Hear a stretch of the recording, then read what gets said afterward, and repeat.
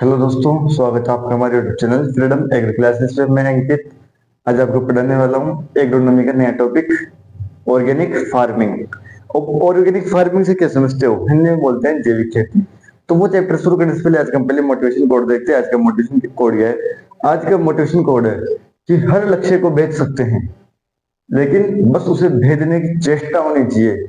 समझ रहे हो आज का मोटिवेशन कोड? यानी कि ऐसा कोई भी लक्ष्य नहीं जिसे भेजा न जा सके। हर लक्ष्य को भेजा जा सकता है, बस उसको भेदने के लिए चेष्टा चाहिए, लगन चाहिए, मेहनत चाहिए। तो इसी कोड के साथ आज करते हैं अपने क्लास की शुरुआत।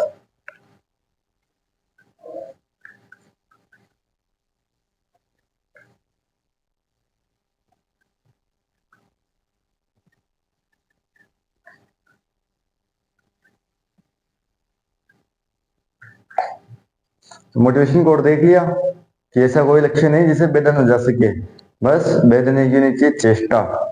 तो अब देखेंगे अपन क्या, organic farming. Organic farming Hindi में बोलते हैं जैविक खेती। अब होती क्या है जैविक खेती? जैविक, जैविक समझ रहे हो? जैविक हिंदी वाले, जैविक यानी जीव, जीव ऑर्गन इंग्लिश वाले, यानी कि ऐसी खेती जिनके अंदर जीवों का अंश हो। कौन सी खेती कहलाती है? जैविक खेती। यानी कि ऐसी खेती जिसमें क्या हो, जीवों का अंश हो, क्या कहलाती है? ऑर्गेनिक खेती।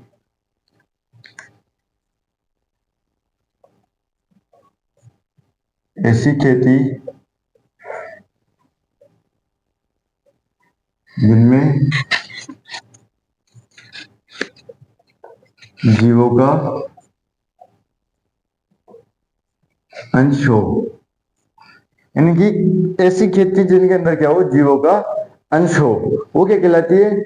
Organic farming. और ऑन फार्म क्या बोलेंगे? यानी कि जिस खेत पे अपन खेती कर रहे हैं तो उसमें क्या होगा, जीवों का अंश होगा, होगा ना। तो जीवों का अंश होने के कारण उस खेत को अपन क्या बोल देंगे? एक जीवित संगठन। कैसे?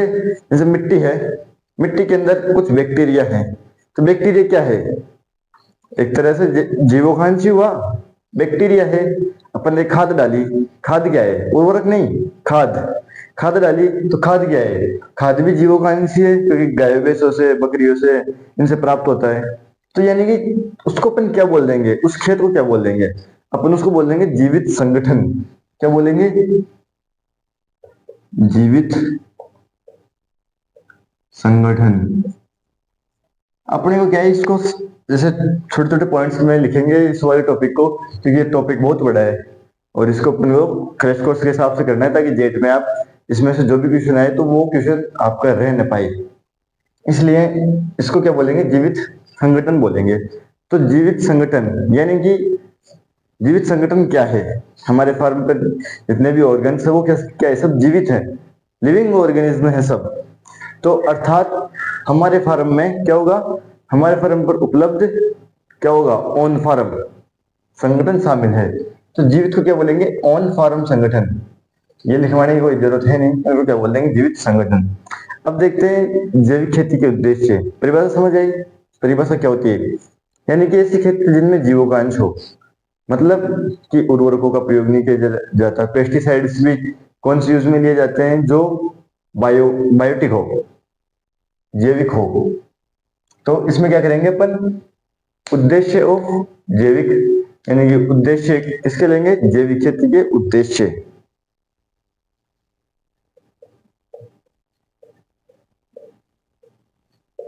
जैविक खेती के उद्देश्य। अब जैविक खेती के उद्देश्य क्या है? जैविक खेती का उद्देश्य समझते हो? कि उद्देश्य ऐसी चीज जो जैविक खेती के लिए अपने को, कि अपन उनके लिए जैविक खेती करें, उन उद्देश्यों के लिए जैविक खेती करें, ताकि हमारे उद्देश्य पूरे हो सके। तो पहला जैविक उद्देश्य अपन कह लेंगे कि रसायन मुक्त खेती करना। जिससे क्या होगा, पर्यावरण व जो अपना खेत है वो क्या रहेंगे, स्वस्थ रहेंगे। यानी कि पहला उद्देश्य रसायन मुक्त खेती व पर्यावरण स्वस्थ रखना। उद्देश्य क्या होगा, एक तो रसायन मुक्त खेती होगी। रसायन का मतलब जैसे फर्टिलाइजर देते हो उनमें रसायनिक होता है, होता क्या है, जैसे आपके खेत में कीड़े लग गए, अब आप पाउडर दे रहे हो, तो पाउडर है क्या, वो एक रसायन है। तो रसायन मुक्त खेती हो जाएगी अपनी एक तरह से।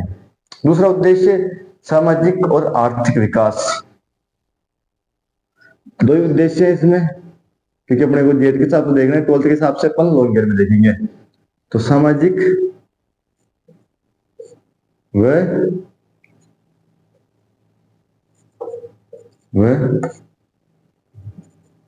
आर्थिक विकास। सामाजिक विकास कैसे होगा, कि उद्देश्य इसका समाज का विकास कैसे होगा। समाज का विकास जैसे जैसे जैसे मानव रसायन वाला खाना खाता जा रहा है, उसके कैंसर बढ़ती जा रही है, उसके और बहुत सारी बीमारियां बढ़ती जा रही है। लेकिन अगर वो शुद्ध खाना खाएगा तो समाज का विकास होगा, उसका माइंड अच्छे से डेवलप होगा। और माइंड अगर जब तक अच्छे से डेवलप ना हो तब तक कुछ भी नहीं हो सकता। जैसे एग्जाम्पल लो, आप स्टडी कर रहे हो, आपका माइंड एक जगह स्टेबल नहीं है, तो वो आपकी स्टडी कुछ काम की नहीं, आपको कुछ याद नहीं हो रहा, वो चीज याद ही नहीं हो रही, तो मतलब क्या स्टडी करने का। इसका मतलब समाज का विकास होगा अगर माइंड बढ़ेगा। और आर्थिक विकास, क्योंकि अपन जैविक खेती करेंगे तो जैविक खेती की वैल्यू रासायनिक खेती की जो प्रोडक्ट है उनसे अधिक होती है, तो हुआ ना आर्थिक विकास। अब देखेंगे जैविक खेती के उद्देश्य देख लिए। अब एक इंटरनेशनल संस्थान है आईफॉर्म। क्या है, आईफॉर्म।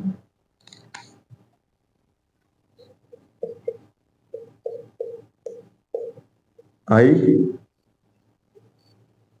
फॉर्म। अब ये आई फॉर्म क्या है, ये जैविक खेती के अंदर एक इंटरनेशनल इंस्टीट्यूशन है, अंतरराष्ट्रीय संस्थान है। इसकी फुल फॉर्म क्या है,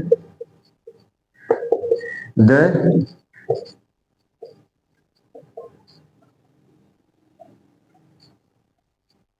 इंटरनेशनल, फिर आगे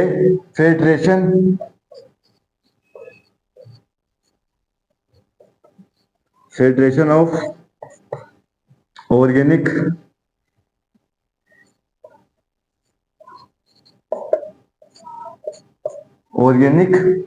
फिर ऑर्गेनिक के बाद इसके अंदर एग्रीकल्चर मूवमेंट। तो इसे लिख लेते हैं,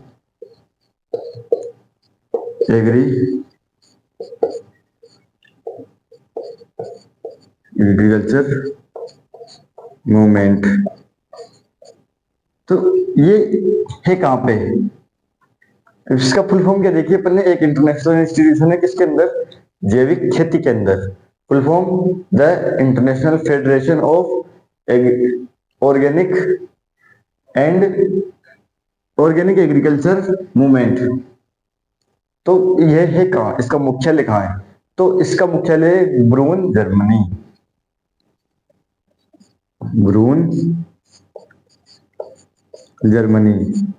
इसकी स्थापना कब हुई,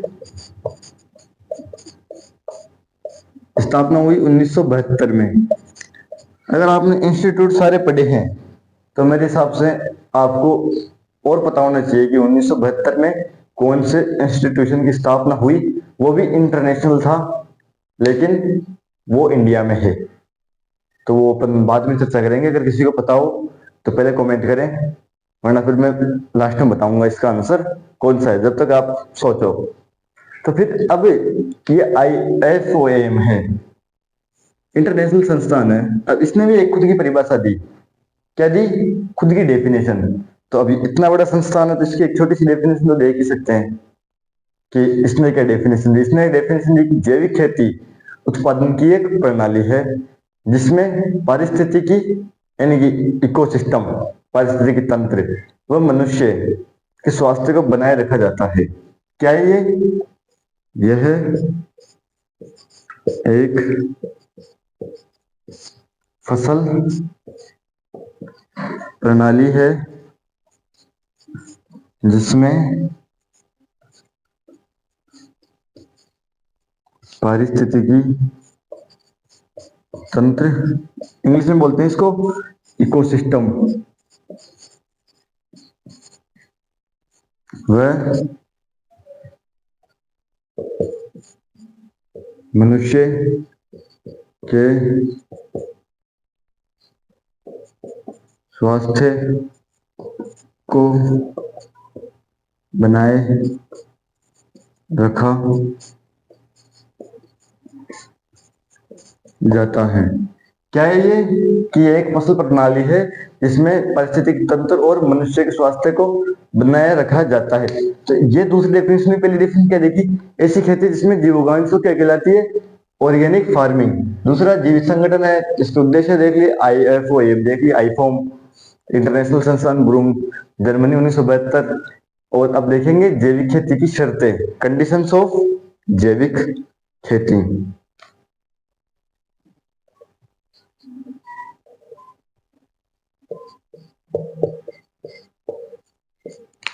जैविक खेती की शर्तें।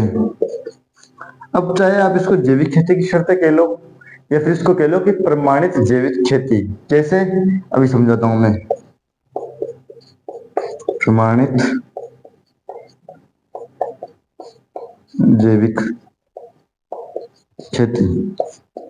अब मान लो जैसे आप ही हो जो मेरा वीडियो देख रहे हो, अब आप जैविक खेती कर रहे हो आप, लेकिन उसकी कुछ शर्तें होती है, उनको मानना जरूरी है, तभी आपको प्रमाणित सर्टिफिकेट मिलता है जैविक खेती का कि आप बिल्कुल एक जैविक खेती करने वाले फार्मर हो।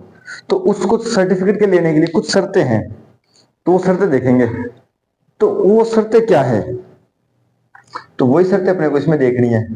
तो पहली शर्त है कि जैविक खेती में संश्लेषित या कृत्रिम रसायनों का प्रयोग पूर्णतः प्रतिबंधित है। यानी कि इसमें डायरेक्ट देखेंगे अपन कि क्या जैविक खेती में रसायन पूरी या पूर्णतः प्रतिबंधित है। पहली शर्त क्या होगी कि रसायन का प्रयोग अपने को करना ही नहीं इसमें। क्यों नहीं करना? शायद यहां भी लिखा हुआ है कि रसायन मुक्त खेती, इसी के हिसाब से। तो पहली शर्त तो क्या है? अगर जिसने खेत में रसायन का प्रयोग कर लिया तो ये समझो कि वो क्या है, जैविक खेती नहीं कर रहा, वो तो रासायनिक खेती कर रहा है। और दूसरी शर्त क्या है कि जैविक खेती के अंदर के अंतिम 3 वर्ष, यानी कि जैसे आप पिछले 3 सालों से जैविक खेती कर रहे हो, या फिर आप तो ऐसे मानो कोई फार्मर है, वो 2021 के अंदर उसने क्या की, या फिर वो 2024, अभी 2024 का एग्जाम्पल लेते हैं अपन, तो 2024 है, अब वो सोच रहा है कि मेरे को जैविक खेती का सर्टिफिकेट चाहिए। अब सर्टिफिकेट के लिए उसको क्या चाहिए? जो पिछले 3 साल थे, 2021, 22 और 23, इसके अंदर उसको खेत में रसायन नहीं डालना था। अगर उसने नहीं डाले होंगे, जैसे पिछले 3 सालों में अगर रसायन नहीं डाला होगा खेत में, तो वो जैविक खेती का सर्टिफिकेट लेने के लायक है। तो क्या समझ आया इससे? कि जैविक खेती के अंतिम 3 वर्षों में रसायन का प्रयोग नहीं किया गया हो, यानी कि जैविक खेती में अंतिम 3 वर्षों से रसायन प्रयोग नहीं किया गया है। आज जैसे अपनी क्लास पूरी होगी तो लास्ट टाइम में आपको एक कहानी भी सुनाई जाएगी बहुत अच्छी वाली। तो वीडियो को वैसे पूरा देखना, क्योंकि कहानी आएगी आगे चल करके जो शायद किसी के जीवन को बदल सके। तो अब तीसरा नियम क्या है? दो तो देख ली कि रसायन पूर्णतः बेन हो, और तीसरा दूसरा कि 3 वर्षों से रसायन का प्रयोग नहीं किया गया हो। कैसे? अब आप बोले सर पता कैसे चलेगा? करता होगा वो चुप चुप करके? नहीं, मिट्टी की क्या होती है, टेस्टिंग होती है, तो वो टेस्ट किए जाते हैं। फिर तीसरी तीसरी कंडीशन क्या है, तीसरी शर्त क्या है कि जैविक खेती में अप्रमाणित उत्पादों का उपयोग नहीं। तो जैविक खेती में अप्रमाणित उत्पादों का प्रयोग नहीं। अब सर ये क्या है अप्रमाणित? तो अप्रमाणित उत्पाद क्या होते हैं? जैसे आप गए राइजोबियम खरीदने, सही है, राइजोबियम किसका पार्ट है? राइजोबियम जैविक खेती के अंदर ही आता है। आप गए राइजोबियम खरीदने, आपको दुकानदार ने ऐसा पैकेट दे दिया, वो किसी भी संस्था से प्रमाणित नहीं है, यानी कि वो ऐसे मानो कि लोकल कंपनी बना रही है जिसका गवर्नमेंट के पास कोई डेटा नहीं है, फेक कंपनी। तो ऐसे उत्पादों का प्रयोग नहीं करना चाहिए। फिर चौथी कंडीशन क्या है कि जो ये अधिकारी होते हैं प्रमाणीकरण संस्था द्वारा, जो अधिकारी होता है ना, वो समय समय पर चेक करते रहते हैं। ऐसे समझ कि जो उनके द्वारा जो गाइडलाइन जो दी जाती है तो उनकी पालना करना। तो जैविक खेती में प्रमाणीकरण संस्था संस्थाओं की गाइडलाइन गाइडलाइन की पालना करना, क्या करना? की पालना करना। तभी आपको एक सर्टिफिकेट मिलेगा, किसका? जैविक खेती का। तो मेरे हिसाब से आपको यहां तक तो कोई दिक्कत थोड़ी नहीं चाहिए, क्योंकि आज वैसे भी समझने की कोई चीज है नहीं टॉपिक में। जब समझने की चीज आएगी तो आपको समझा दिया जाएगा। तो यहां तक का तो ले लो स्क्रीनशॉट, फिर देखते हैं अपन आगे।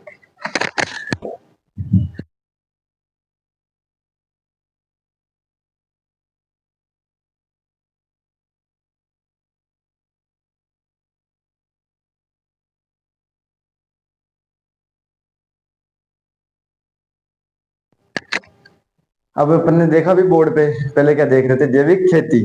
अब इसके अंदर अब देखेंगे कि जैविक खेती, अब ये भारत में, अब आपको पता होगा कि भारत तो वैसे ही बहुत प्राचीन देश है, यानी कि इसके अंदर श्री राम ने जन्म लिया, श्री कृष्ण ने जन्म लिया, भगवान कृष्ण ने। तो अब ऐसे देश में क्या हमें कोई जैविक खेती करना सिखा सकता है? नहीं। ये जैविक खेती भारत की एक कृषि प्रणाली है जो पुराने जमाने से चलती आ रही है, यानी कि जैविक खेती क्या है? एक भारतीय प्रणाली है।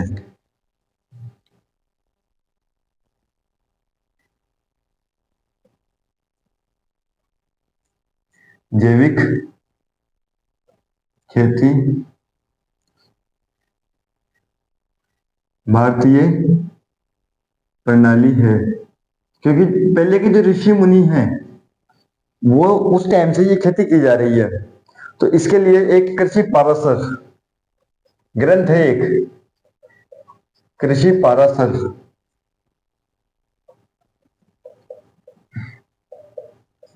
कृषि पाराशर एक ग्रंथ है जिसमें लिखा हुआ है जंतु नाम जीवनम कृषि, यानी कि जंतुओं द्वारा की गई कृषि। इनमें यानी कि मैंने बताया ना कि जीवों का अंश हो, तो जंतु नाम जीवनम कृषि में जंतु नाम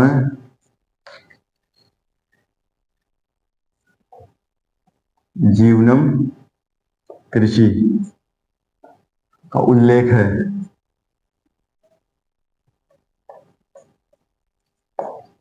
जंतु नाम जीवनम कृषि, आई समझ क्या है? अब देखते हैं फादर ऑफ ऑर्गेनिक फार्मिंग, यानी कि जैविक खेती के जनक।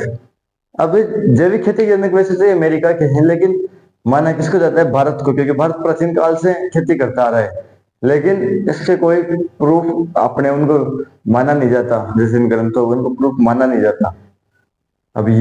इसीलिए अब फादर किसको घोषित कर दिया इसका? क्योंकि सबसे पहले किसने जानकारी दी थी? सबसे पहले जानकारी दी थी रूडो अल्बर्ट हावर्ड। किसने? Albert Howard. तो क्या लिखेंगे इसके अंदर अपन? जैविक खेती के जनक।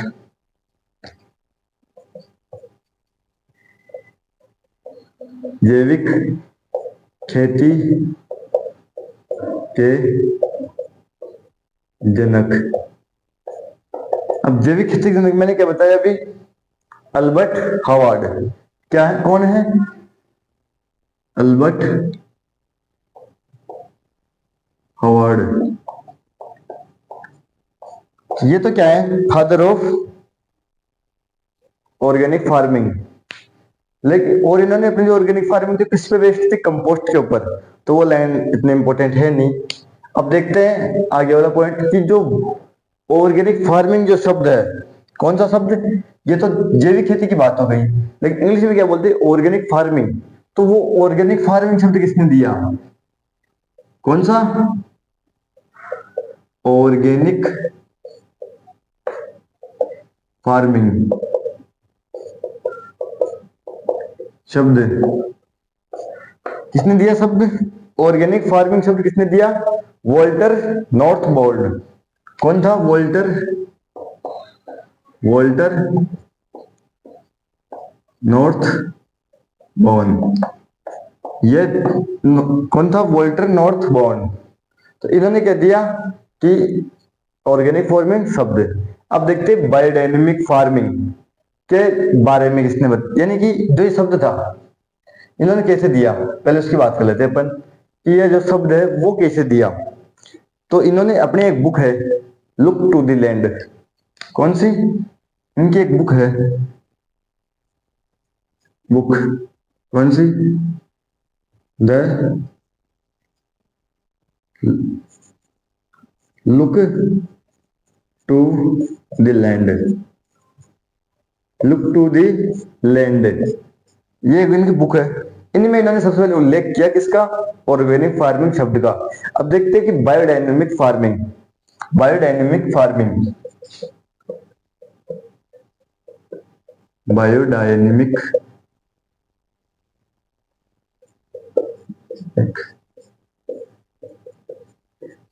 बायोडायनेमिक फार्मिंग, अब ये किसने दिया? तो बायोडायनेमिक फार्मिंग रुडोल्फ स्टेनर। किसने?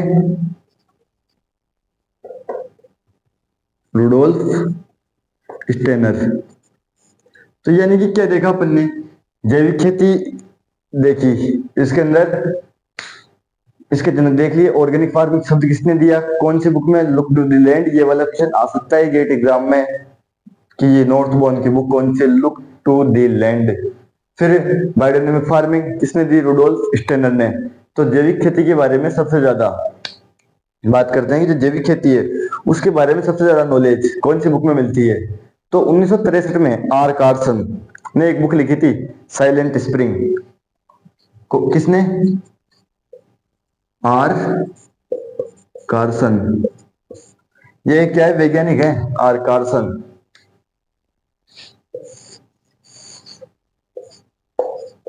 वैज्ञानिक। इन्होंने क्या लिखी? एक बुक लिखी साइलेंट स्प्रिंग। साइलेंट स्प्रिंग कब? 1963। तो इन्होंने क्या बताया कि सबसे ज्यादा इंफॉर्मेशन है ऑर्गेनिक फार्मिंग की, वो किस बुक में है? साइलेंट स्प्रिंग में है। अब देखते हैं इसके अंदर क्या सिद्धांत की जो आईफॉर्म है, अभी इंस्टीट्यूट देखा था, the international federation of organic agriculture movement, IFOAM देखा था। अब आईफॉर्म के अनुसार जैविक खेती के सिद्धांत, उसने कुछ सिद्धांत दिए। आई फॉर्म के अनुसार जैविक खेती के सिद्धांत। अब जैविक खेती के सिद्धांत, तो पहला सिद्धांत से कुछ यानी कि कुछ सिद्धांत है इसके। इन सिद्धांतों पे क्या काम करती है? जैविक खेती काम करती है। पहला सिद्धांत स्वास्थ्य का सिद्धांत। अभी समझाऊंगा कैसे आता है सिद्धांत। स्वास्थ्य का सिद्धांत यानी कि सिद्धांत इन सिद्धांतों पे इसको काम करना पड़ेगा, किसको? जैविक खेती को। अगर हम जैविक चीजें खाएंगे तो हमारा स्वास्थ्य कैसा रहेगा? एकदम स्वस्थ रहेंगे हम, चुस्त फुस्त तंदुरुस्त। तो कैसे रहेंगे? स्वास्थ्य का सिद्धांत। फिर दूसरा है पर्यावरण की शुद्धता का सिद्धांत। फिर दूसरा, यानी कि अगर रसायनों का प्रयोग ही नहीं करेंगे अपन तो क्या पर्यावरण खराब होगा? नहीं होगा। इसका मतलब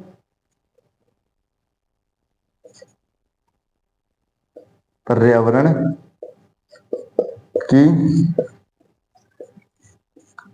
शुद्धता का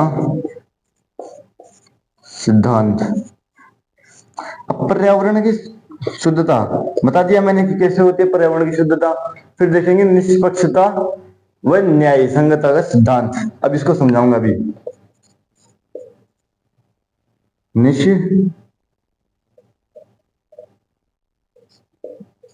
निष्पक्षता व न्याय संगतता।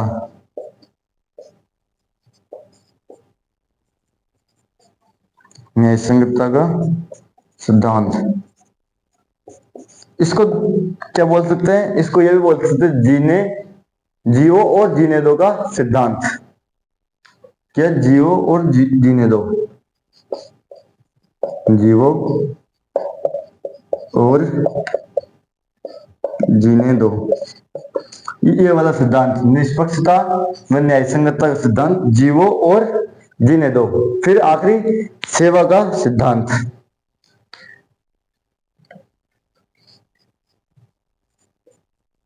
सेवा का सिद्धांत। अब सेवा का सिद्धांत कैसे?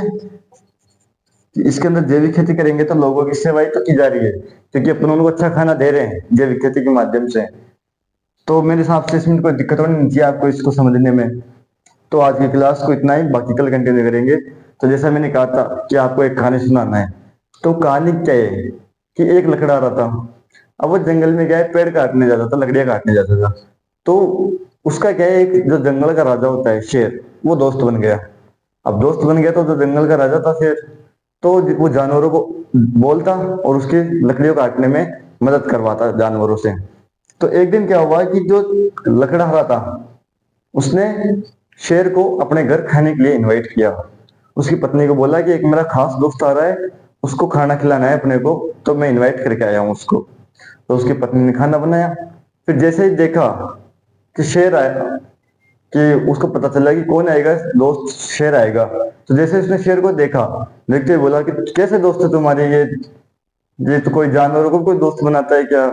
तो जैसे ही ये जो बातें थी उसकी पत्नी की, वो क्या है, शेर ने सुन ली। अब शेर को बुरा लगा, तो वो वहां से चला गया। अब उसको जाते हुए जो लकड़ा रहा था उसने भी देख लिया कि शेर जा चुका है।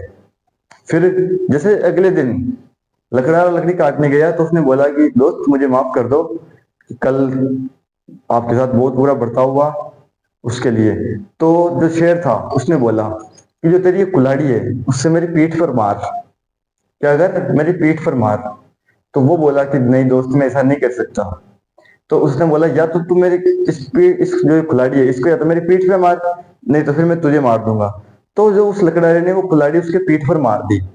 तो 2-3 महीने बीत गए। 2-3 महीने बाद वो शेर वापस लकड़हारे के पास आया और बोला कि अब मेरी पीठ पे देख, जहां पे तूने मेरी कुल्हाड़ी मारी थी क्या वहां पर घाव है क्या? जैसे लकड़हारे ने देखा तो वहां पे कोई घाव नहीं। तो शेर ने क्या बोला, वो लाइन आप ध्यान से सुनना। शेर ने बोला कि जो किसी, यानी कि किसी भी औजार से, किसी भी चीज से दिए हुए घाव भरे जा सकते हैं, लेकिन एक बार जो जुबान से जो घाव दिए जाते हैं शरीर पे, वो कभी भी नहीं भरे जाते। यानी कि इसका मतलब शेर ने यही बोला उससे कि जो तूने मेरे को पीठ पे घाव दिया था वो तो भर गया, लेकिन जो तेरी बीवी ने वो जो शब्दों से मुझे घाव दिया वो आज तक भी नहीं भरा। तो इस कहानी से हमें क्या शिक्षा मिलती है? इस कहानी से हमें शिक्षा मिलती है कि हमें कभी भी किसी को भी अपनी जुबान से घाव नहीं देने, मतलब कि किसी को भी भला बुरा नहीं कहना। तो आज की क्लास को यही खत्म करते हैं। जय हिंद, जय भारत।